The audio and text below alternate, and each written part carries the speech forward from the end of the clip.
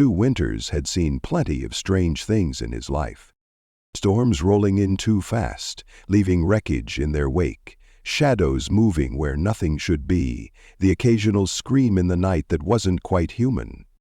But nothing had ever prepared him for the sight of a tall, blue-skinned woman crouched in his vegetable garden, clutching stolen food to her chest like her life depended on it. The night was still and heavy, thick with the scent of damp earth and the lingering warmth of the day's sun-baked soil. Stu had been up late, as he often was, sitting on his porch with an old rifle across his lap. He didn't sleep much these days, hadn't for years, not since the war.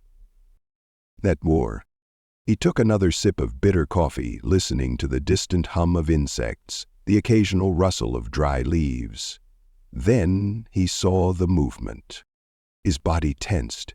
The rows of crops were bathed in moonlight, and something tall, lean, and unnervingly graceful moved among them, too fluid to be an animal, too careful to be some drunken fool wandering onto his land. No, this was something else. Stu didn't startle easily, but something in his gut told him this wasn't right. Quiet as a shadow, he rose to his feet, gripping his rifle, not aiming it, not yet, and stepped off the porch, his boots pressing into the dirt with practiced silence. The figure froze. For a long, charged moment, neither of them moved. Then she turned. The air left his lungs. Her long black hair fell down her back like silk from the night sky. Her skin, a dark shade of blue, glowed faintly in the moonlight, and her eyes were round, locked on his with something that was not just fear, it was desperation. A small battered satchel hung over her shoulder, bulging with freshly picked vegetables. In her trembling hands she clutched a handful of tomatoes, as if letting them go would shatter her. Stu tightened his grip on his rifle, his mind racing. He knew what she was. Not her name, not her story, but he knew what she was, one of them. The ones who had started showing up after the sky split open. The ones the government either locked away or pretended didn't exist. The ones most people feared even though nobody really knew a damn thing about them. And yet, she didn't look dangerous. She looked starved. She took a step back, her bare feet pressing into the dirt, her body coiled like a trapped animal. But she didn't run. Stu exhaled sharply. You planning on explaining yourself, or should I just start shooting? Her breath hitched. Then, in a voice that was rough, accented, but unmistakably human-like, she whispered, Please, my children are hungry. Silence. Stu blinked. Children? He studied her again, really looked at her. The hollowness of her cheeks, the way her arms looked too thin for her frame. And underneath the fear in her eyes there was something else. Something raw. A mother's desperation. He swore under his breath. Damn it. Stu didn't trust easy. Years of war had burned that out of him. But there were some things a man couldn't ignore. Starving kids were one of them. He lowered the rifle, not entirely, but enough to show he wasn't about to shoot her. You got kids? His voice came out gruff, laced with suspicion. She nodded once. How many? 2. His jaw tightened.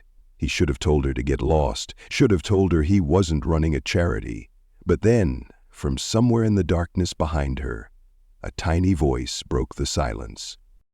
Mame? Stu's stomach twisted. The woman's entire body tensed. Her eyes darted to the side toward the shadows beneath the nearby trees, and Stu followed her gaze. And then he saw them. 2 small, fragile figures barely visible in the moonlight. Children. They couldn't have been older than 5 or 6, their tiny bodies pressed together as they peered at him with wide, frightened eyes, the same luminous shade as their mother's. Their blue skin was streaked with dirt, their black hair matted, their small hands clutching each other as if letting go would mean disappearing into the night. Stu felt something sharp lodge itself in his chest. They looked half-starved. The taller of the 2, a little girl, clung to her brother, her thin arms wrapped protectively around him. The boy, small, fragile, with cheeks far too hollow for a child his age, stared up at Stu, his lip trembling. Then in a small, broken voice he whispered, "Are you gonna hurt my mama?" Stu felt that question like a punch to the gut. He was many things: a soldier, a man who had killed and bled and lost more than he cared to remember, a man who had spent the last few years convincing himself he didn't owe anybody a damn thing. But he wasn't a monster.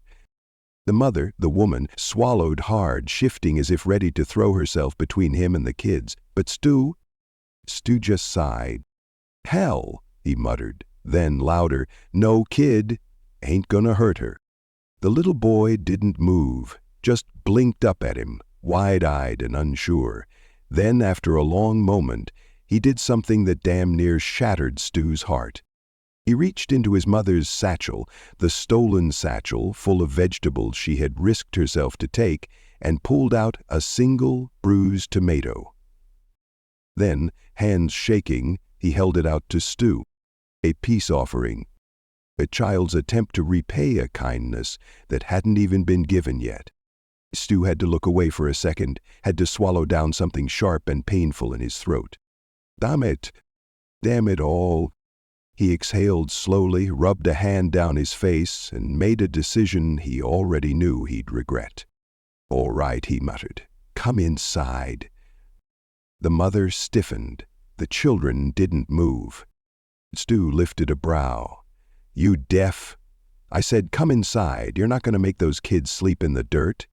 The woman hesitated, eyes searching his face, looking for something, a trick, a threat, anything that might make sense. But Stu wasn't playing games. He turned, started toward the house, and after a long, agonizing pause, she followed. The children trailed behind her, their tiny hands clutching at her tattered clothing. And just like that, Stu Winters let a blue-skinned alien woman and her starving kids into his home. He was going to regret this. But he was also damn sure he couldn't live with himself if he didn't. The kitchen was dimly lit, the air thick with the scent of old coffee and the warmth of worn wood. The overhead light buzzed faintly, flickering once before steadying. Stu Winters stood by the counter, arms crossed, watching the blue-skinned woman shift uneasily near the doorway. The two children clung to her legs, their small fingers twisting in the fabric of her tattered clothes, their wide eyes darting between Stu and their mother as if waiting for something to go wrong. He wasn't sure what the hell he was doing. Letting strangers, alien strangers, into his home wasn't exactly in his nature. Hell, he barely tolerated most people as it was. But there was something about them that made turning them away impossible. Maybe it was the raw, unfiltered exhaustion in the woman's face. Maybe it was the kids, too thin, too quiet, watching him with the kind of fear that had no business being in it. He ran a hand over his beard, exhaling sharply. "You gonna just stand there, or you gonna sit?" His voice came out gruff, rougher than he intended. The woman hesitated before nodding, guiding the children toward the small wooden table in the center of the room. She moved carefully, deliberately, as if expecting a trap. The kids scrambled into chairs, their small hands gripping the edges like they were ready to bolt at any second. Stu turned to the cabinets, pulling out whatever food he could find. A loaf of bread, a few apples, some leftover stew he had made the night before. Nothing fancy, but it was food. He set it down on the table, watching as the woman's hands twitched toward it before she forced herself to stay still. "You waiting for an invitation?" he muttered. She glanced at him, something uncertain flashing across her face. Then, without another word, she reached forward, tearing off a piece of bread and handing it to the children before taking one for herself. They ate like people who had been hungry for far too long. Not frantically, not desperately, but with a careful restraint that told him they knew what it meant to go without. The little boy, the younger of the two, was the first to speak. "This is good." His voice was small, soft, but it carried in the quiet kitchen. Stu blinked. He hadn't expected them to talk. His sister nudged him, shooting him a look that seemed far too old for her face, as if scolding him for speaking out of turn. The boy ducked his head, shrinking in on himself. Stu frowned. "It's just stew," he said, sitting down across from them. "Ain't anything special." The little boy peeked up at him, then at the bowl in front of him. He took another bite, chewing slowly before speaking again. "It's warm." Stu wasn't sure why that hit him like a damn freight train. He cleared his throat, looking away. "Yeah, well, ain't much point in eating if it ain't warm." The boy smiled, a small hesitant thing, like he wasn't used to doing it. His sister nudged him again, harder this time, but he just giggled and ducked away. Stu turned his gaze to the woman, studying her now that she was under proper light. She looked better than she had outside. Less like a wild animal about to bolt, more like someone trying to figure out if she'd just made a terrible mistake. "You got a name?" he asked. She looked up, chewing slowly before swallowing. "Right." Stu nodded. "All right, Rye. You want to tell me what the hell you're doing out here, stealing from my garden in the middle of the night?" Her fingers tightened around the piece of bread in her hands. For a long moment, Stu thought she might not answer. Then, softly, she said, "We were looking for food." She hesitated, then added, "And hiding." Stu leaned back in his chair, waiting. Rye's gaze flickered to the children before settling on the table. "We escaped. There were others, but we got separated." Her voice was steady, but there was something hollow beneath it, something scraped raw. "We couldn't go back. There was nowhere else to go." Stu didn't press. Not yet. The little girl, the older one, finally spoke. "Mama says we have to be careful." Her voice was clear, careful, too controlled for a child her age. Stu met her gaze. "Your mama's right." The girl studied him, eyes sharp in a way that reminded him too much of himself. "Are you gonna tell them we're here?" Stu didn't need to ask who them was. He sighed, rubbing a hand over his face. "I ain't the reporting type." The girl narrowed her eyes slightly as if trying to gauge whether or not he was lying. After a long pause, she nodded. Her brother, still chewing, tilted his head. "Are you a soldier?" The room went still. Stu's grip tightened around his knee. He hadn't been called that in a long time. "Not anymore." The boy seemed to consider that, nodding to himself like he had just confirmed something important. Then, to Stu's complete and utter bewilderment, he tore off a piece of his bread and held it out to him. Stu blinked. "What are you doing?" The boy beamed, sharing. Rye tensed, but she didn't stop him. She just watched, waiting to see what Stu would do. He hesitated. Then, after a long moment, he reached out and took it. The boy grinned, satisfied, and went back to eating.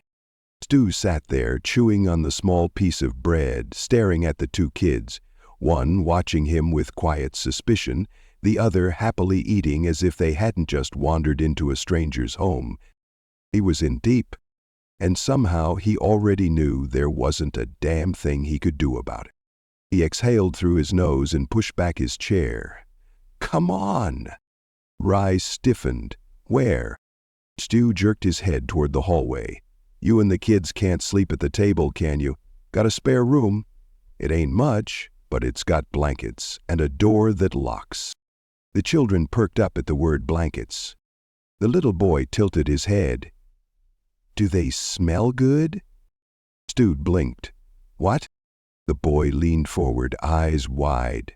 "Blankets, do they smell good? The ones we had before smelled bad." Stu didn't know what to do with that. "They're clean," he said gruffly. The boy beamed. His sister, still wary, pulled him back before nodding at Stu. Rye hesitated, but then, with a quiet, careful gratitude in her expression, she nodded too.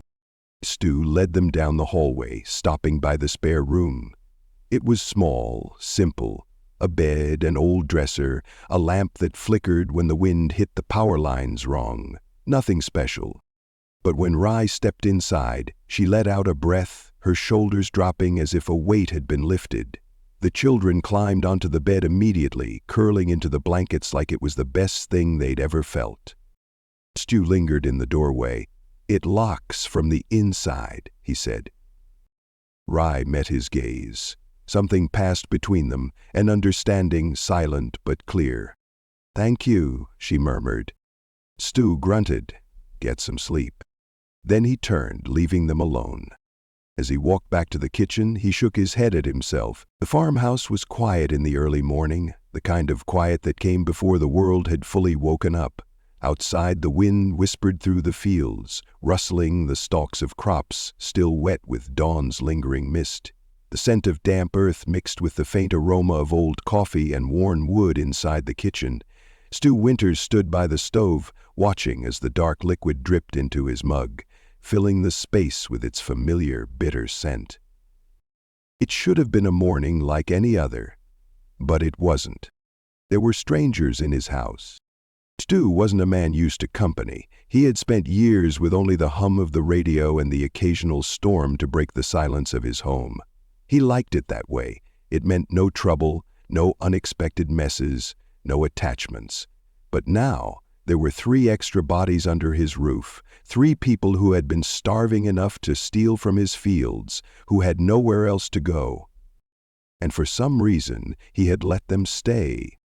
He wasn't sure why he had done it. Maybe it was the way Rye had clutched the stolen vegetables like they were all she had left. Maybe it was the boy's trembling voice asking if Stu was going to hurt their mother. Or maybe it was just the way they had looked. Worn thin, carrying too much weight for people so small. Regardless, the choice had been made. He took a slow sip of coffee, listening to the faint creak of wood as the house settled around him. Then he heard it, a quiet shuffling sound from down the hall. Stu turned just as Rye stepped cautiously into the kitchen. She hesitated at the doorway, her posture stiff, like she wasn't sure if she was intruding. Her dark hair was still slightly tangled from sleep, her clothes wrinkled but cleaner than the night before. There was something different about her in the morning light, less like a fugitive on the run, more like someone bracing herself for bad news. Stu grabbed another mug, poured a second cup of coffee and slid it across the table toward her.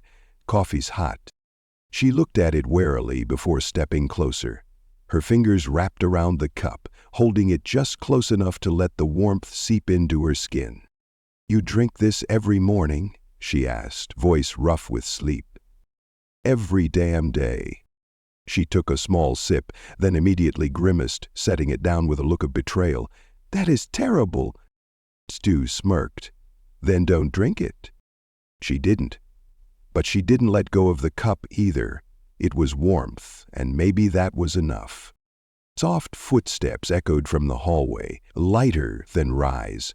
A moment later, the little boy appeared, rubbing sleep from his eyes with small fists. His hair stuck up at odd angles, his steps slow and uncertain. He paused when he saw Stu, blinking up at him before cautiously stepping into the room. His sister followed a few moments later, her gaze sweeping the space with careful precision before she allowed herself to enter. The difference between them was obvious. The boy was open, trusting, still young enough to believe in kindness. The girl, she was watching, waiting, weighing everything.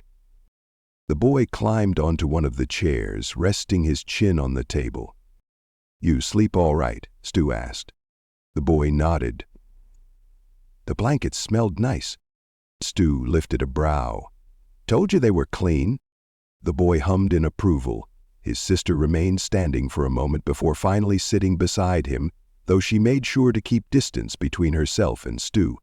Rye smoothed a hand over her daughter's tangled hair. "We should go soon." Stu frowned. "Go where?" Rye didn't answer right away. The boy yawned, blinking up at her. "Are we still hiding, Mama?"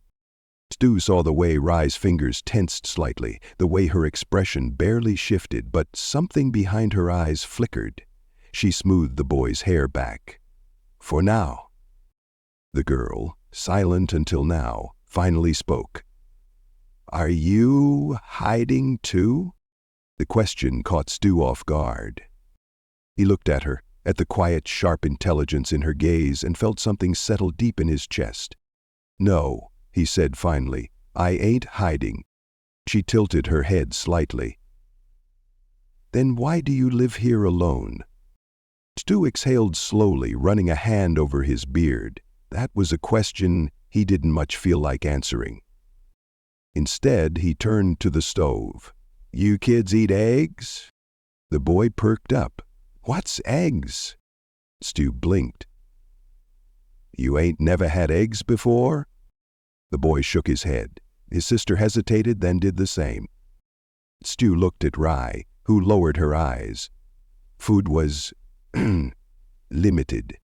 He didn't ask for details. Instead, he cracked a few eggs into the pan, letting them sizzle. The kitchen filled with the rich, familiar scent of cooking food. He pulled out bread, tossing slices into the toaster, then set plates on the table.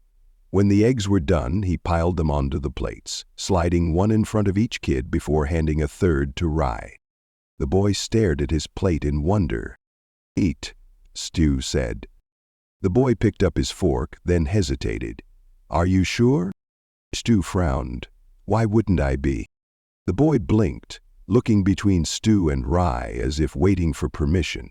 When she gave a small nod, he popped a piece of egg into his mouth. His eyes widened. This is so good. Stu smirked. Told you. The boy immediately started eating faster, shoveling eggs into his mouth with a kind of delighted intensity that made Stu shake his head. His sister followed suit, more composed but no less eager. Rye, however, only picked at her plate. Stu leaned back. You really think you can run forever? Ray set her fork down. We don't have a choice. Stu took a sip of coffee. Everybody's got a choice. Ray shook her head. Not us. The boy, still chewing, looked up. Are we safe here? Rye's eyes met Stu's, waiting for his answer. He hesitated, then, finally, he said, For now. The boy nodded, satisfied, and went back to eating. His sister remained quiet, still watching. When breakfast was done, Stu stood, gathering the plates. The kids stretched, their bellies full for what was probably the first time in too long. Rye hesitated, glancing toward the door. Thank you. Stu exhaled slowly. Ain't nothing. She nodded. We won't stay long. He didn't respond right away. Instead, he looked at the kids, two small, fragile things that had no business running for their lives. And then, before he could stop himself, he said, You can stay a little longer. Rye's breath hitched. The children looked up. Stu turned away before anyone could say anything else, setting the dishes in the sink with a quiet clink. He wasn't sure why he said it, but he was sure that he meant it. The midday sun cast long shadows across the fields, drenching the land in a golden haze. The heat had settled in, thick and heavy, the kind that made the air shimmer just above the dirt. It wasn't the worst heat Stu had worked in, but it was enough to make sweat cling to the back of his neck as he dug his boots into the soil and got to work. The farm was quiet except for the rhythmic rustling of crops swaying in the warm breeze. It was a familiar kind of silence, one he had lived in for years. But today it wasn't the same. Today he wasn't alone. He could feel them, even without looking, the small movements from the house, the occasional murmur of voices filtering through the open window. They had settled in, even if they hadn't meant to. Stu straightened, wiping his brow with the back of his hand. It was strange, knowing there were others nearby. He'd lived too long without company, without the weight of someone else's presence pressing into his space. And yet, when he turned back toward the porch, he found himself looking for them. The front door was cracked open just enough to let the air flow through, and standing just beyond the threshold was Rye. She was watching him. She stood with a hesitation that told him she wasn't sure if she belonged there, her hands lightly gripping the fabric of her sleeves.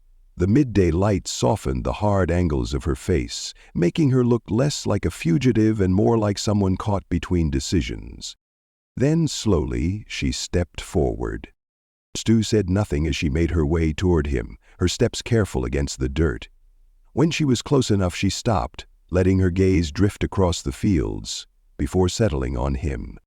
I want to help, she said. Stu studied her. She meant it. For a second, he thought about telling her no. He thought about pointing out that it wasn't her job, that she didn't owe him anything, that she didn't have to earn the food or the bed she and her kids had been given. But then he saw the way she stood, hands twitching like she needed something to do, like the stillness was suffocating. He let out a slow breath and gestured toward the crops. You ever worked a farm before? Rye shook her head. No, but I can learn. Stu gave her a long look before nodding toward a nearby row of plants. All right, let's see what you can do. She followed him down one of the rows, kneeling beside him as he reached for a patch of weeds strangling the base of a plant. You see these? He asked, pointing to the unwelcome growth. They choke the roots if you don't pull them out. Gotta get them by the base or they'll just grow back. Rye nodded and reached forward, wrapping her fingers around one of the weeds. She hesitated for half a second, then yanked it free from the soil. Stu grunted. Not bad. She exhaled, setting the weed aside before moving to the next one. They worked in silence, the sun beating down on them, the earth warm beneath their hands. After a while, there was a familiar, light-footed shuffling from behind them. Mutton? Stu glanced up just as the boy came bounding toward them, kicking up dust with every step. His sister followed behind, moving at a slower, more cautious pace, her gaze flickering between Rye and Stu as she took in the scene. The boy skidded to a stop beside his mother, blinking up at her with wide, curious eyes. What are you doing? Rye brushed a loose strand of hair behind her ear. Helping. The boy beamed. Can I help too? Rye hesitated. It's hard work. I'm strong, he insisted, puffing out his chest. Stu smirked. That's so. The boy nodded furiously, determined. Before Rye could say anything, the girl quietly crouched down beside her mother and reached for a weed. She didn't ask for permission. She simply started working. Stu watched her, then turned back to the boy. Well, come on then, he said. Might as well put you to work. The boy grinned and immediately dropped to the ground, mimicking his mother's movements. He yanked at a weed, but instead of pulling it free, the roots held firm, barely budging from the dirt. Stu chuckled. Not so easy, huh? The boy gritted his teeth, adjusting his grip. I got it. With a determined tug, he finally ripped the weed free, nearly falling backward in the process. He looked down at it in triumph, then turned to Stu, beaming. Stu nodded approvingly. Not bad, kid. The boy practically glowed at the praise, but his sister only rolled her eyes and kept working. For a long while they worked side by side, four people who only days ago had been strangers. The boy chattered excitedly as he worked, occasionally asking Stu questions about the farm, while the girl remained mostly silent, focused on the task at hand. Rye, to Stu's surprise, picked things up quickly, her hands moving with a certain grace despite the unfamiliarity of the work. At some point the boy paused, wiping his brow dramatically. Did you grow all of this by yourself? Mostly, Stu answered. The boy wrinkled his nose. That sounds boring. Stu snorted. You think food just appears out of nowhere? The boy hesitated, then shrugged. It does in the city. Stu's hands stilled. He glanced at Rye, but her expression didn't change. The city, huh? He said casually. That where you from? The boy started to nod, but his sister shot him a sharp look, and he immediately clamped his mouth shut. Stu sighed. You don't gotta tell me anything, just curious. The boy fidgeted, then hesitated before saying, It was loud there, and cold. His sister nudged him again, harder this time, and he fell silent. Stu didn't push. Instead, he dusted his hands off. All right, that's enough work for today. The boy looked up. Did we do good? Stu nodded. Real good. The boy's face lit up and he turned to his sister as if to say, See, I told you. She only rolled her eyes, but there was no sharpness to it. Rye stood and stretched, brushing dirt from her hands. She looked at Stu, her expression unreadable. Thank you, she said quietly. Stu frowned. For what? For letting them be kids, even if just for a little while. Stu didn't know what to say to that, so he just shrugged. They're good kids. Rye's lips parted slightly, as if she wanted to say something more, but she didn't. Instead, she turned toward the house, watching as the children ran ahead, their laughter ringing through the warm air. Stu watched them go, something settling deep in his chest. He had spent years alone, had built his life around silence and solitude, and yet, for the first time in a long time, the quiet didn't feel so heavy. He exhaled, looking at Rye. They weren't just passing through anymore, even if they didn't know it yet. They had already started to belong. The wind had changed. Stu Winters could feel it the way a man who'd spent years outside could. It wasn't just the shift in temperature or the way the dry grass rippled under the weight of the evening breeze. It was something else, something deeper, a tension in the air, quiet but undeniable. He stood on the porch, arms crossed, his gaze fixed on the horizon. The land stretched out in front of him, vast and quiet, but his instincts told him not to trust that stillness. Behind him, the screen door creaked open. Rye stepped out, her presence light but unmistakable. She hovered near the doorway for a moment, as if debating whether to step fully into the open air. Then, after a pause, she joined him at the railing, mirroring his stance. They fell asleep quickly, she said, her voice quiet but steady. Stu nodded. Hard work'll do that. A hint of something, relief, maybe even gratitude, flickered across her expression. They need this, she admitted. The routine, something steady. Stu studied her out of the corner of his eye. They never had that before? She hesitated. Not like this. Her fingers tightened slightly where they rested on the railing. They grew up knowing how to run, how to hide, not how to just live. Stu exhaled through his nose, looking back toward the fields. He'd suspected as much. Kids who had grown up safe didn't hold their breath every time a door creaked. They didn't flinch at loud noises or instinctively keep their backs to walls. They shouldn't have had to learn that, he muttered. No, Rye agreed, voice softer now. But they did. Silence stretched between them. The stars had started to emerge, blinking to life against the endless dark.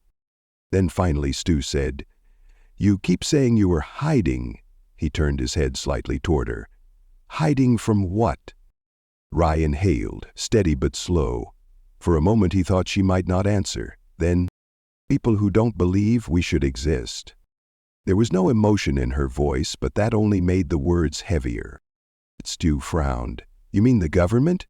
She shook her head, but her expression didn't change. Not just them. Stu tightened his grip on the railing. That wasn't the answer he wanted to hear. He'd spent enough years in the military to know what happened when people became inconvenient. He'd seen what those in power did to threats, real or imagined. You planning on telling me who exactly is after you? Rye was quiet for a long time. Then finally she said, I was taken once. Stu felt something cold settle in his chest. He didn't speak. He let her keep going. There were others like me, she continued, voice steady but distant. Some were caught first. Some were born in captivity. We weren't soldiers. We weren't criminals. But they kept us anyway, she exhaled, shaking her head. I escaped, but the people who did that to us, they don't stop looking. And if they find me, they'll find my children. Stu's jaw tightened. This wasn't just about evading the law. This was something deeper, something that had operated in the shadows for years, unchecked. He clenched his teeth. These people, he said, his voice dangerously calm. They ever come this far out? Not often, Ray admitted, but I don't take chances. Stu exhaled slowly, his fingers curled against the railing, his mind already shifting gears. He thought about the way she had reacted to the sound of the wind against the house last night. the way the girl's eyes flickered toward the door every time it creaked. They weren't just running, they were waiting for the chase to catch up. "So you're telling me," he said after a pause, "that sooner or later someone's gonna come looking?" Rye's silence was answer enough.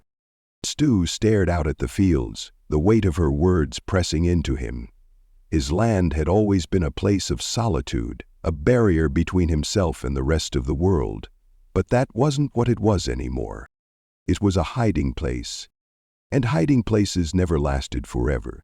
After a long moment, he turned back to her. "How long you planning on running?" Ray's lips parted slightly, but she hesitated before answering. "As long as I have to." Stu shook his head. "That ain't much of a plan. It's the only one I've ever had." Another silence, this one heavier. Stu exhaled, rubbing a hand over his face. Then, with a kind of certainty that surprised even him, he said, "Well, maybe it's time for a new plan." Rye frowned slightly. "What are you saying?" Stu met her gaze. "I'm saying I've got land. I've got walls, and I know how to defend both." He crossed his arms. "I ain't a man who believes in running." Rye's breath caught slightly. "You don't even know us." "I know enough." She shook her head. "You don't understand. These people, what they do, what they're capable of. You don't want to be caught up in this." Stu let out a low chuckle, but there wasn't any humor in it. "Lady, you think this is the first time I've been on the wrong side of the people in charge?" Ray hesitated, searching his face. She must have seen something there, something real, something solid, because after a long moment she let out a slow, unsteady breath. And for the first time since she had arrived, she looked just a little less ready to run. Stu turned back to the fields, his mind already working through the next steps. He'd have to check the fence lines, secure the property, dig up some of the old supplies he hadn't touched in years. If trouble was coming, then he'd be ready. He had always been ready. The night air was thick with tension, the kind that settled deep in the bones, pressing down like the weight of an unseen storm. Stu Winters stood at the edge of his porch, his rifle slung over his shoulder, eyes fixed on the tree line. He didn't see anything, didn't hear anything, but that didn't mean nothing was there. Behind him, the farmhouse was quiet, too quiet. Rye and the children were inside, waiting. She hadn't said much after their conversation earlier, but he had noticed the way her hands trembled slightly when she thought no one was looking, the way she had checked the door locks twice before stepping away. She was expecting something, and now so was he. Stu had spent the past hour checking the property, reinforcing weak points in the fencing, making sure the back door was secure, digging out an old shotgun he hadn't touched in years. He wasn't sure what was coming, but he'd be damned if he wasn't ready for it.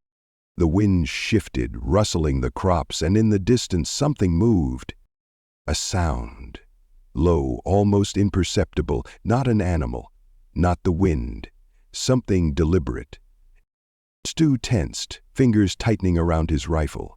His pulse slowed, breath steadying like it always did when trouble was close. Then, a flash of light, faint, quick, just beyond the trees. Not natural. Stu exhaled sharply through his nose and turned toward the house. Inside, Rye was standing near the window, her posture rigid. She had seen it too. "They found us," she whispered. Stu didn't ask how she knew. Didn't waste time questioning, he just moved. "Get the kids," he ordered, already crossing the room. Rye hesitated for only a second before disappearing down the hall. Stu yanked open a cabinet near the back door, pulling out a second rifle. He checked the ammunition, loaded a few more shells into his pocket, then grabbed a flashlight.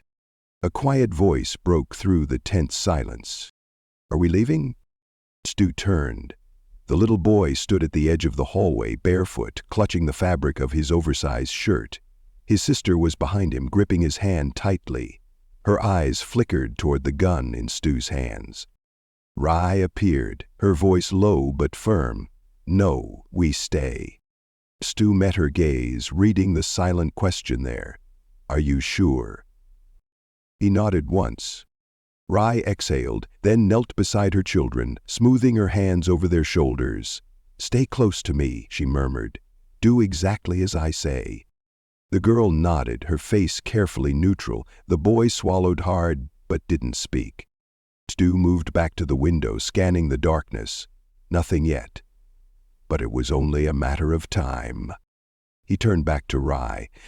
There's a crawl space under the kitchen floor. It ain't much, but it'll keep him hidden if things go south. Rye frowned. I'm not leaving them down there alone. Stu shook his head. I'm not saying you should, but we need options. A sudden crack split the silence, a branch snapping under weight. Stu's body moved before his mind fully registered the sound. He flicked off the kitchen light with one hand and grabbed the shotgun with the other, moving toward the front door in a few quick strides. Rye followed without hesitation. They pressed themselves against the wall near the window, listening. Another sound. Footsteps. Slow. Careful. Too careful. Stu let out a slow breath. They ain't walking like people who just happened to stumble through. Rye's jaw tightened. No, they're not. He risked a glance outside. Figures moved between the trees. 3, no, 4 shadows against the darkness, barely visible, but they were there, watching. Stu turned back to Rye. They know we're here. She swallowed, eyes dark with something unreadable. They always do. Stu looked back toward the hallway where the children were waiting. We can't let 'em get to the house. Rye nodded once. Without another word, Stu moved. He stepped onto the porch, rifle raised, his presence no longer hidden. If they wanted to sneak up on him, they weren't getting the chance. For a moment there was silence. Then a voice. Well now, ain't this cozy? Stu recognized the type before he even saw the man's face. The slow, measured arrogance of someone who had done this before. Someone who wasn't afraid of what they might find. The figure stepped forward, just enough for the weak moonlight to catch his face. Stu didn't like it. The man was lean, dressed in dark, practical clothing, the kind that didn't catch on branches or stand out in shadows. His expression was calm, his movements precise. Not a drifter. A hunter. Stu kept his rifle raised. You're trespassing. The man smiled, slow and deliberate. Didn't mean to spook you, friend. Just looking for someone. Stu's grip tightened. Ain't nobody out here but me.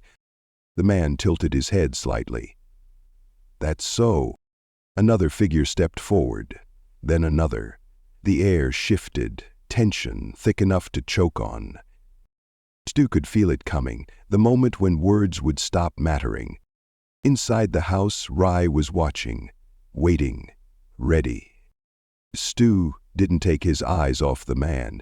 You've got about 5 seconds to turn around and walk away. The man sighed, shaking his head like Stu had disappointed him. Shame. Really was hoping we could be civil about this. Then he moved. Stu fired first.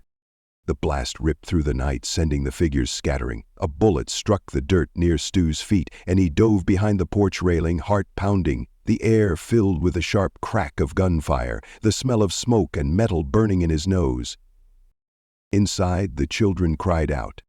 Stu's stomach twisted, but he didn't let himself hesitate. He reloaded, shifted positions, and fired again. A grunt of pain. One of them hit. But not down.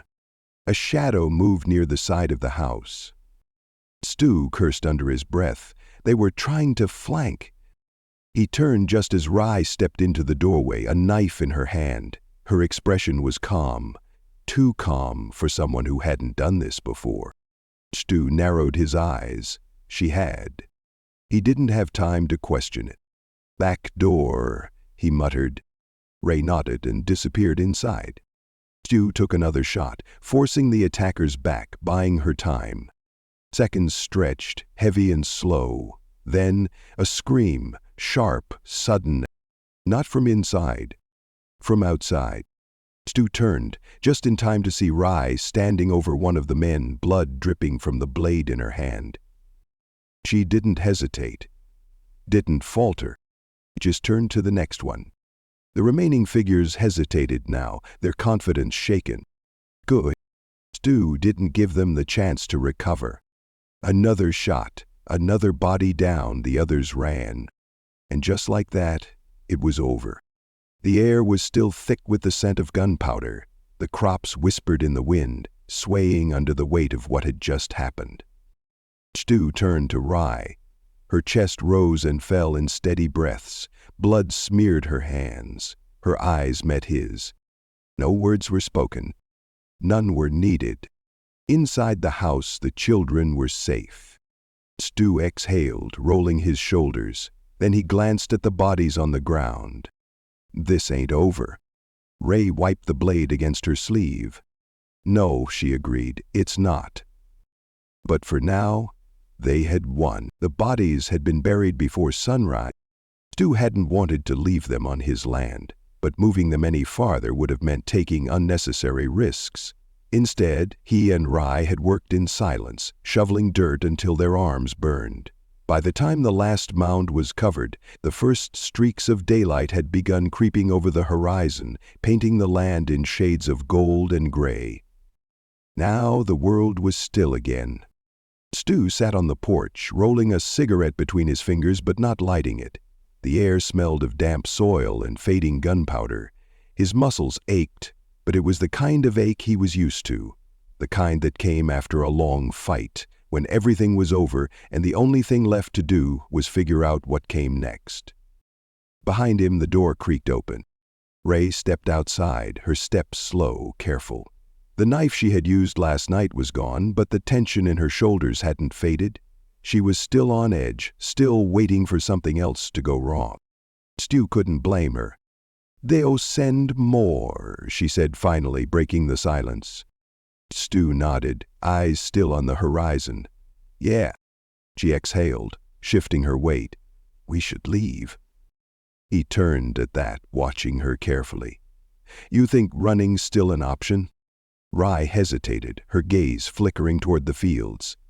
"It's what we've always done." Stu shook his head. "And how's that worked out for you?" Rye didn't answer. She didn't have to. The door creaked again, lighter this time. Small footsteps shuffled forward. The boy appeared first, rubbing his eyes, followed closely by his sister. They were still in their borrowed clothes, their hair sticking up in wild directions from sleep. The boy blinked up at Stu, then at Rye. "Are we going somewhere?" His voice was small, laced with uncertainty.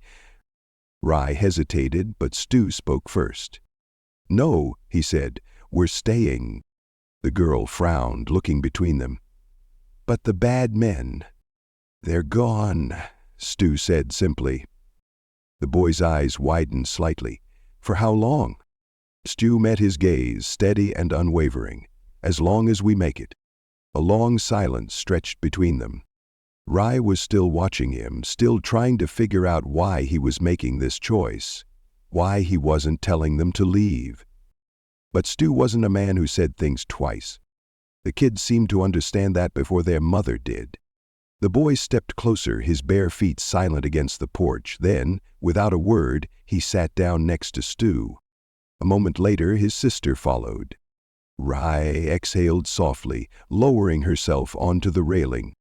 The wind carried the scent of the fields, the faint rustle of crops swaying in the distance. Somewhere out there, another fight was waiting for them, another chase, another battle. But not today. Today the farm was quiet, safe, and for the first time in a long time, none of them were running. The sun dipped low over the horizon, casting long golden streaks across the fields. The worst of the day's heat had faded, leaving behind a gentle warmth that settled over the land. The air smelled of rich soil and the faint, lingering scent of smoke, a reminder of the fight they had won, but also of the battles still ahead. Stu stood by the fence, his hands resting on the rough wooden railing. His eyes scanned the land, not for threats this time, but just to take it all in. They had spent the last few days reinforcing the farm, patching weak spots in the fencing, securing the doors, burying what needed burying. The kids had stayed close, watching everything, learning, and Rye hadn't left. That was saying something. She was standing near the porch now, arms crossed as she watched the children chase each other in the yard. They were laughing, their movements lighter than before, their steps free of the tension they had carried when they first arrived. They were becoming kids again. Stu exhaled, rubbing a hand over his beard. He wasn't sure when, exactly, his land had become something more than just his own. But he knew now he wouldn't let them go. He turned as Rye stepped closer, stopping beside him at the fence. She didn't speak at first, just followed his gaze to the children. "They're happy," she said softly. Stu nodded. "Yeah." She exhaled, shifting her weight. "I don't know what comes next." Stu glanced at her. "You planning on running again?" Rye hesitated. The old instinct was still there, the need to flee before something could be taken from her. But for once, she didn't reach for it. Instead, she turned to him. "No," she admitted. "Not this time." Stu studied her, his gaze steady, unreadable. Then, after a long moment, he nodded.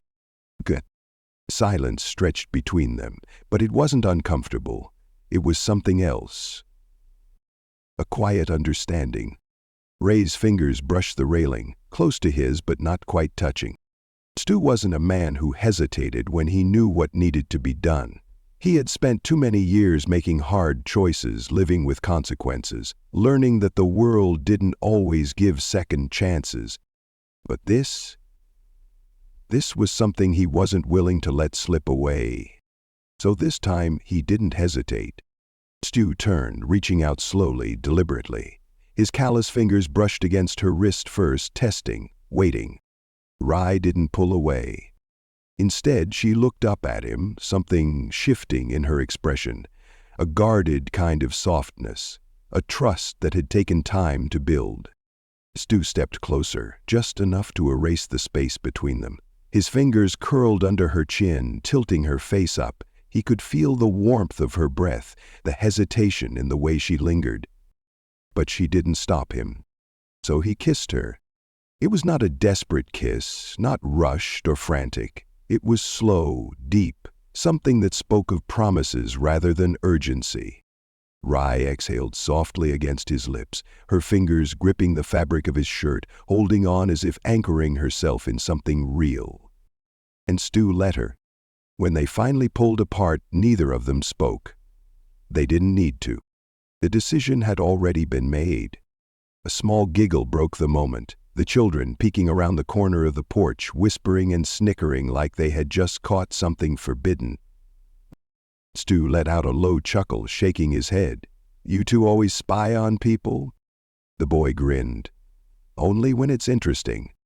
The girl rolled her eyes, but didn't deny it. Ray sighed, running a hand through her hair. "You should both be asleep." The boy groaned, flopping against the railing.